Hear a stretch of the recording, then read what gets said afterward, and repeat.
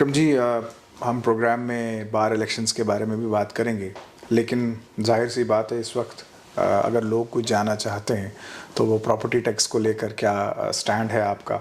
और मैं ये कहूँगा कि आते ही आपके ऊपर एक बड़ी रिस्पॉन्सिबिलिटी, एक बड़ी चुनौती जिसको हम कहेंगे, क्योंकि जम्मू की हिस्ट्री को अगर हम देखें तो चैम्बर और बार को दो आंखें माना जाता है जम्मू शहर की। और ऐसे में प्रॉपर्टी टैक्स को लेकर अभी बार का क्या स्टैंड है। आपने कल पदभार संभाला है, मैं जानता हूँ it is too early to discuss, मगर पदभार संभालते ही मैं जानता हूँ आपसे यही सवाल सबने पूछा होगा। प्रॉपर्टी टैक्स को लेके बहुत क्यूरोसिटी है कि बार क्या स्टैंड लेने वाली है। एक चीज़ मैं पहले ही क्लियर कर दूं कि विक्रम शर्मा बजाते खुद कोई फैसला नहीं लेता जब वो बार प्रेसिडेंट की हैसियत में कोई इंटरव्यू करे। जी, अच्छा, चैम्बर के साथ आपकी कोई बातचीत हुई? क्योंकि जहाँ तक चैम्बर का सवाल है, जब हमने चैम्बर के लोगों से बात की तो उन्होंने बिल्कुल क्लियर किया। उन्होंने कहा कि अगर सरकार इस फैसले को वापस नहीं लेती है, इस एसओ को वापस नहीं लेती है, तो उनका मैंडेट बड़ा क्लियर है, वो जम्मू बंद के लिए जाएंगे। या किसी भी फॉर दैट मैटर किसी भी लेजिस्लेशन को लेके हमेशा से दो रुख होंगे। कुछ लोग सपोर्ट पे भी होंगे, कुछ ऑब्वियसली उससे एजिटेटेड भी होंगे। मेरा मानना यह है कि एजिटेशन लास्ट मोड होना चाहिए। जी,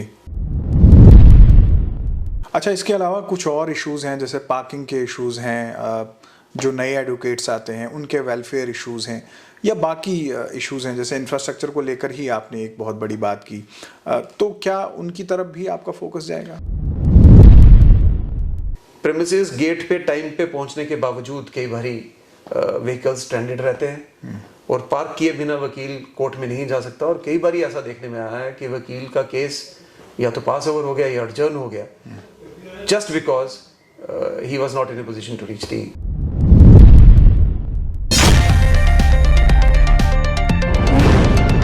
न्यूज़ नाउ देखने वाले सभी दर्शकों का स्वागत है। आप देख रहे हैं स्पॉटलाइट और मैं हूं फ़हीम। स्पॉटलाइट में आज हमारे मेहमान हैं Jammu and Kashmir high court bar association के नए president advocate Vikram Sharma ji. Vikram Sharma ji, programme में बहुत बहुत स्वागत है। आपका बहुत बहुत धन्यवाद। विक्रम जी, हम प्रोग्राम में बार इलेक्शंस के बारे में भी बात करेंगे, लेकिन जाहिर सी बात है इस वक्त अगर लोग कुछ जानना चाहते हैं तो वो प्रॉपर्टी टैक्स को लेकर क्या स्टैंड है आपका। और मैं ये कहूँगा कि आते ही आपके ऊपर एक बड़ी रिस्पॉन्सिबिलिटी, एक बड़ी चुनौती जिसको हम कहेंगे, क्योंकि जम्मू की हिस्ट्री को अगर हम देखें तो चैम्बर और बार को दो आंखें माना जाता है जम्मू शहर की। और ऐसे में प्रॉपर्टी टैक्स को लेकर अभी बार का क्या स्टैंड है। आपने कल पदभार संभाला है, मैं जानता हूँ it is too early to discuss, मगर पदभार संभालते ही मैं जानता हूँ आपसे यही सवाल सबने पूछा होगा, तो आपसे जानना चाहूँगा कि आपका स्टैंड, बार का स्टैंड क्या है प्रॉपर्टी टैक्स को लेकर। फ़हीम जी, देखिए,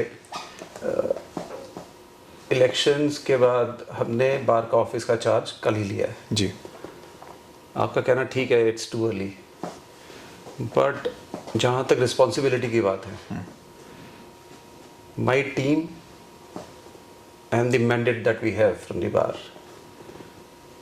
we are competent enough to deal with the responsibilities right at the first go. जी, प्रॉपर्टी टैक्स को लेके बहुत क्यूरोसिटी है कि बार क्या स्टैंड लेने वाली है। एक चीज़ मैं पहले ही क्लियर कर दूं कि विक्रम शर्मा बजाते खुद कोई फैसला नहीं लेता जब वो बार प्रेसिडेंट की हैसियत में कोई इंटरव्यू करे। जी, हमारा एक इन हाउस मैकेनिज्म है, हमारी टीम है ऑफिस बेयरर्स की, फिर हमारे सीनियर मेंबर्स हैं, हमारे यंग लॉट है, we have our own executives and the advisory committees. कोई भी स्टैंड लेने से पहले जिसकी स्ट्रेटेजिक इम्पोर्टेंस है, जी, ये हमारी ड्यूटी है कि हम अपनी बार मेंबर्स को ऑन बोर्ड रख के डिसीजन लें। जहाँ तक सिविल सोसाइटी का ताल्लुक है, उनकी एक्सपेक्टेशंस भी जायज़ है। हमने देखा है, और आप भी हिस्ट्री से वाकिफ़ हैं, जब भी जम्मू के लोग अपने आप को किसी डिलेमा में फील करते हैं जी, और जब उनको ये लगता है कि बाकी फ्रंट्स पे या बाकी ऑर्गेनाइजेशनल लेवल पे या पॉलिटिकल लेवल पे उनकी बात की सुनवाई नहीं है, तो ये ओपन सीक्रेट है कि वो चैम्बर या बार एसोसिएशन जम्मू की तरफ रुख करते करते हैं जी। हैं। जम्मू के लोगों की एस्पिरेशंस बार की रिस्पॉन्सिबिलिटी रही है पहले भी। प्रॉपर्टी टैक्स को लेके भी मेरा मानना है कि कोई भी डिसीजन फॉर्मली लेने से पहले सिविल सोसाइटी, आम जनता, उनके नुमाइंदे, उनको ऑन बोर्ड लेना चाहिए और एक प्रॉपर डिस्कशन डेलिब्रेशन का मोड होना चाहिए जहां एडमिनिस्ट्रेशन भी अपनी बात रख सके और जनता की बात भी सुन सके कि उनको किस किस एरिया में दिक्कत आ रही है या किस चीज़ को लेके उनको खदशा है। मेरे को लगता है deliberation mode is the best mode even when it is about imposing an additional tax liability. जी, बार एसोसिएशन के स्टैंड की जहाँ तक बात है, हम लोग अनकरीब ही एक मीटिंग करने वाले हैं अपनी सीनियर मेंबर्स के साथ भी, और तब तक अगर एडवाइजरी फॉर्मुलेट होगी तो उनके साथ भी, और जो भी स्टैंड लेंगे मैं आपको श्योर करता हूँ वो जनता के हित का होगा, जम्मू के इंटरेस्ट को लेके होगा। जैसे ही वो डिसीजन होगा आपको हम कन्वे करेंगे थ्रू प्रॉपर प्रेस कॉन्फ्रेंस भी। अच्छा, चैम्बर के साथ आपकी कोई बातचीत हुई? क्योंकि जहाँ तक चैम्बर का सवाल है, जब हमने चैम्बर के लोगों से बात की तो उन्होंने बिल्कुल क्लियर किया। उन्होंने कहा कि अगर सरकार इस फैसले को वापस नहीं लेती है, इस एसओ को वापस नहीं लेती है, तो उनका मैंडेट बड़ा क्लियर है, वो जम्मू बंद के लिए जाएंगे। लेकिन उन्होंने ये बात भी कही कि चूँकि बार की नई टीम है, उनको जो है ऑन बोर्ड लिया जाएगा और फिर फैसला लिया जाएगा। अब दो सवाल मैं आपसे इकट्ठे पूछ रहा हूँ। पहला जवाब आपका जो था, और मेरा जो पहला सवाल आपसे था, वो बहसत बार प्रेसिडेंट का था। आप खुद जम्मू कश्मीर के रहने वाले हैं, जम्मू से ताल्लुक़ रखते हैं, लोकल रेजिडेंट है। आपकी ज़ाती राय क्या है प्रॉपर्टी टैक्स को लेकर? देखिए, आप you can not ask me a question indirectly which I am supposed to answer directly. जी, विक्रम शर्मा टैक्स को लेके क्या सोचता है वो उससे आम जनता का कोई लेना देना नहीं। जी, आप जनता के बारे में बार का क्या रुख है ये पूछने आए। मेरी टैक्स लायबिलिटी और मेरी टैक्स पेमेंट वो मेरी रिस्पॉन्सिबिलिटी है। बट जब मैं बहैसियत बार प्रेसिडेंट आपको इंटरव्यू दे रहा हूं तो मैं जनता को नज़र और ध्यान में रख के बात करूंगा। मैंने क्या टैक्स दिया है, क्या नहीं दिया है, वो पब्लिक रिकॉर्ड है, आप चेक कर सकते हो। नहीं, मेरा सवाल ये था कि आप प्रॉपर्टी टैक्स को लेकर क्या सोचते हैं? देखिए, बीइंग ए लोकल रेजिडेंट, सी किसी भी टैक्स को लेके या किसी भी फॉर दैट मैटर किसी भी लेजिस्लेशन को लेके हमेशा से दो रुख होंगे। कुछ लोग सपोर्ट पे भी होंगे, कुछ ऑब्वियसली उससे एजिटेटेड भी होंगे। मेरा मानना यह है कि एजिटेशन लास्ट मोड होना चाहिए। जी, मेरा यह भी मानना है कि कुछ चीजें जो जनता के सामने अब आ रही हैं, मसलन कुछ एग्जेम्पशन क्लॉजेस भी रखी हैं, मसलन उन्होंने कहा है कि हम डेलिब्रेट भी करेंगे, हम ऑब्जेक्शंस भी लेंगे आपसे, आपकी राय मशवरा भी लेंगे। So this possibly is a good persuasive method. क्या निकल के आता है, it's a different thing, but एक प्रॉपर प्रोसीजर जो फॉलो किया जाना चाहिए था, अगर वो किया जाता, हो सकता है ये जो एक अवॉइडेबल सिचुएशन है ये सामने नहीं आती। फिर भी मैं ये कह दूं कि जनता को ऑन बोर्ड रख के, जम्मू के लोगों को ऑन बोर्ड रख के जो फैसला लिया जाए वही बेटर है। अच्छा, अब थोड़ा सा बाहर की तरफ रुख करते हैं जी। एक नई रिस्पॉन्सिबिलिटी आपके ऊपर है। यंग हैं आप इन कंपैरिजन टू जो अभी तक आज तक प्रेसिडेंट रहे हैं, जिन्होंने भागदौड़ संभाली है बार की। आपने भी कुछ सोचा होगा, क्योंकि जब कैंपेन वगैरह चल रही थी, हर जो कंटेस्टिंग कैंडिडेट था अपनी कैंपेन में बहुत सारे इश्यूज़ को लेकर बात करते हैं। आपका भी कुछ मैंडेट होगा, आपने भी बात की होगी। क्या आपको लगता है कि इस वक्त क्या अटमोस्ट इम्पॉर्टेंट इश्यूज हैं बार को लेकर? देखो, इश्यूज सभी इम्पोर्टेंट है जी। और बार के कुछ मुद्दे काफ़ी देर से पेंडिंग है। मसलन इंफ्रास्ट्रक्चर डेवलपमेंट बहुत देर से रुका हुआ है। जी। और ये मैंने अपनी इलेक्शन कैंपेन में भी बात रखी थी कि बार में हमने भी कोई एडिशनल, या जुडिशल कॉम्प्लेक्स में हमने भी कोई एडिशनल इंफ्रास्ट्रक्चर देखा नहीं।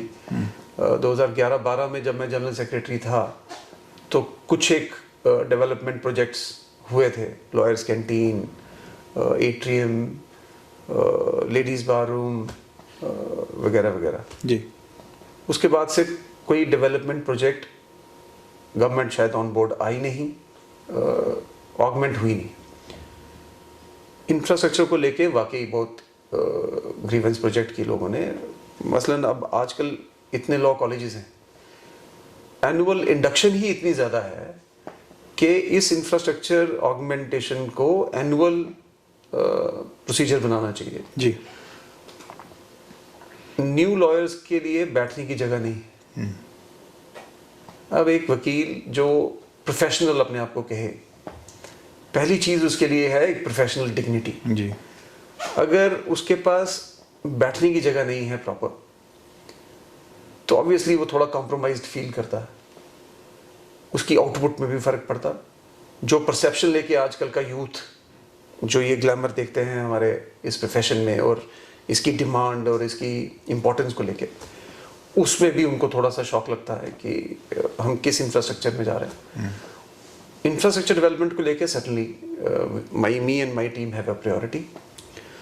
उसके बाद कुछ एक और बर्निंग इश्यूज है। For example functioning of CAT, central administrative tribunal बनाया, जो शायद गवर्नमेंट को लगा होगा कि नीड ऑफ द आवर है और हाई कोर्ट बर्डन्ड भी थी, तो उन्होंने सोचा कि एक सेपरेट ट्रिब्यूनल बना दिया जाए ताकि सर्विस मैटर्स सब वहाँ हो। बट 2019 के बाद आज 2023 है, 4 साल हो गए, अभी तक फिजिकल हियरिंग रिज्यूम नहीं हो पाई।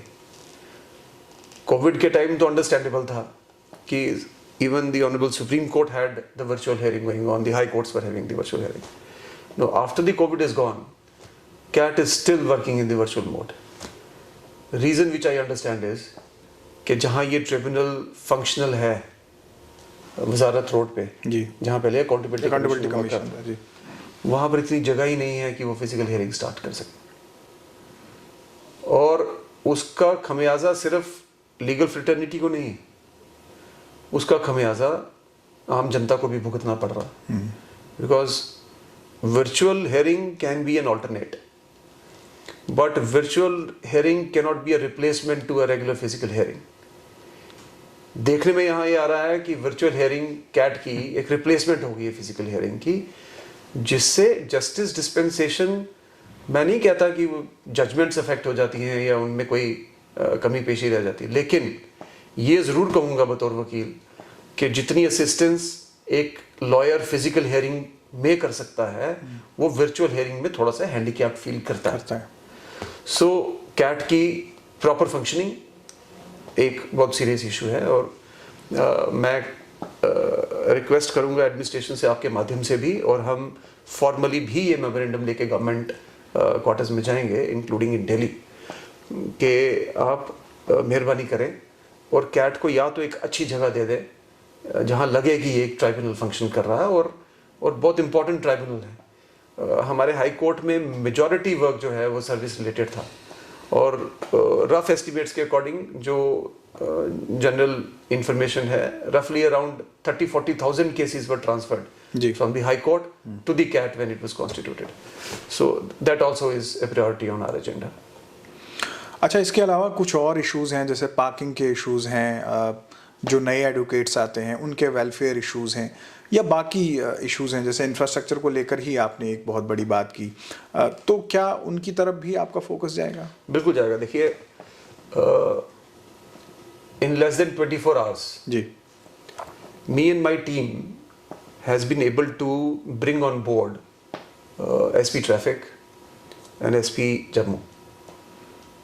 इन दोनों की कंट्रीब्यूशन है, इम्पॉर्टेंट रोल है to maintain, regulate the security within the court premises, which even includes the management of the traffic within the court premises. और आपने भी देखा होगा, आप कई बारी कोर्ट आते जाते रहते हैं कवरेज में, ट्रैफिक का केओस तो है, उसमें स्पेस की अवेलेबिलिटी भी एक इशू है, but given the constrained space that we have, these two departments can help us in regulating the traffic within that space as well. जी. So उनसे एक फॉर्मल रिक्वेस्ट की है हमने, हम एक्सपेक्ट करते हैं कि within a couple of days, आज भी हमारी उनसे मुलाकात हुई, within a couple of days will invite them to our office also, और उनसे भी सजेशन लेंगे, अपनी बार की तरफ से भी हम मेंबर्स बैठेंगे और उनको थोड़ा बहुत सजेस्ट करेंगे कि किस तरीके से ट्रैफिक को रेगुलेट किया जाए, बिकॉज मॉर्निंग टाइम में ट्रैफिक हज़ार्ड इतना ज़्यादा है हमारे कोर्ट प्रेमिसेस में जी, कि प्रेमिसेस गेट पे टाइम पे पहुंचने के बावजूद कई बारी व्हीकल्स स्ट्रैंडेड रहते हैं और पार्क किए बिना वकील कोर्ट में नहीं जा सकता, और कई बारी ऐसा देखने में आया है कि वकील का केस या तो पास ओवर हो गया या एडजर्न हो गया, just because he was not in a position to reach the court premises in time. Vikram ji, बहुत सारे यंग जो लायर्स हैं हमारे प्रोग्राम देख रहे होंगे, बहुत सारे वो देख रहे होंगे जो LLB की पढ़ाई कर रहे होंगे। आपने खुद कहा कि एक बहुत बड़ा लॉट जो है वो प्राइवेट कॉलेजेस से या फिर जम्मू यूनिवर्सिटी से, कश्मीर यूनिवर्सिटी से बच्चे जो है वो पास आउट तो होते हैं, लेकिन जो मेरी अपनी पर्सनल असेसमेंट है 5% या 10% ही ऐसे बच्चे होते हैं जो सरवाइव करते हैं और जो कोर्ट में प्रैक्टिस करते हैं, बाकी लोग कुछ और प्रोफेशंस चूज़ करते हैं।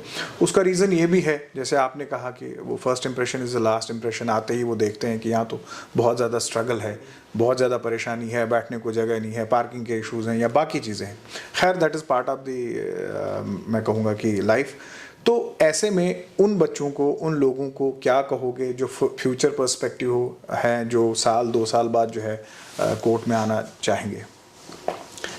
फीम जी, बड़ा रेलेवेंट क्वेश्चन है, बिकॉज मैं इस क्वेश्चन से रिलेट कर पा रहा हूँ अपने। कोई भी सफियर है, कोई भी ऑक्यूपेशन, कोई भी प्रोफेशन, आपका जर्नलिज्म का ही प्रोफेशन ले लो, जिसमें उस प्रोफेशन में स्ट्रगल करने का मादा नहीं है, बिल्कुल उसको वो प्रोफेशन ज्वाइन नहीं करना चाहिए। हमारे प्रोफेशन को लेके एक दिक्कत जरूर है कि इस स्ट्रगल में डे वन आपके पास इनकम नहीं है, डे वन आपके पास सिर्फ स्ट्रगल है, और डे वन का अरसा काफी लंबा है। बिल्कुल। उस स्ट्रगल में जो अपने आप को सस्टेन कर गया, वो इस प्रोफेशन की ऊंचाई तक जाता है। देखिए, आजकल तो रिसोर्सेज अच्छे हैं, वेल ऑफ फैमिलीज हैं, लॉ कॉलेजेस में 5 इयर्स कोर्सेज कर रहे हैं। हमारे टाइम में और हमारी एज के जो लॉ पास आउट्स हैं, इंक्लूडिंग योर ब्रदर ऑल्सो फिरदौस डाक जी, हमारे टाइम में हम लोग मैटाडोर में जाके ट्रैवल करते थे, और टू और फ्रो मैटाडोर में होता था, पढ़ के वापस आए घर, लॉ पास किया तो उसी पब्लिक ट्रांसपोर्ट में हम लोग कोर्ट में भी जाते थे। और एक टाइम वो भी था जब डिस्ट्रिक्ट कोर्ट मुबारक मंडी में थी और हाई कोर्ट जानीपुर में थी, तो उसी पब्लिक ट्रांसपोर्ट में हम इंटर कोर्ट भी ट्रैवल करते थे। बट चूंकि फोकस ये था कि इस प्रोफेशन में सरवाइव करना है और यही प्रोफेशन रखना है, तो over a period of time that struggle starts yielding results. मैं नहीं कहता कि हम बहुत अच्छे वकील बन गए, but I can't be discourteous to the almighty also, हम सरवाइव कर रहे हैं।